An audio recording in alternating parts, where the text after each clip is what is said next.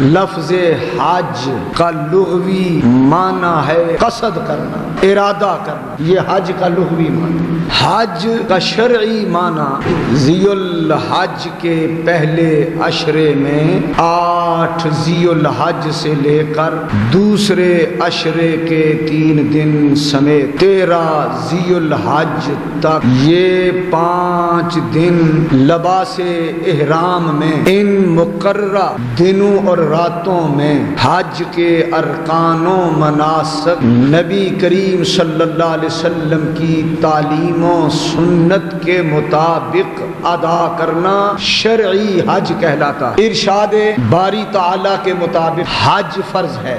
رسول پاک صلی اللہ علیہ وسلم نے فرمایا الحجۃ الواحدہ خیر من الدنیا وما فیہا، جس انسان کے نامہ اعمال میں ایک حج کا ثواب آ گیا اس کے لیے ساری دنیا وما فیہا سے سب سے بڑا سامان مل گیا۔ اور دعا کرنی چاہیے کہ خاتمہ ایمان پر ہو، آمین۔ اور ایمان پر خاتمہ ہونے کی ایک ضمانت یہ بھی ہے کہ انسان پہلی فرصت میں حج کرے، جس پر حج فرض ہو گیا، اور جس پر فرض نہیں ہوا اس کو اللہ تعالیٰ معاف کر دے گا، اس سے مواخذہ نہیں ہوگا۔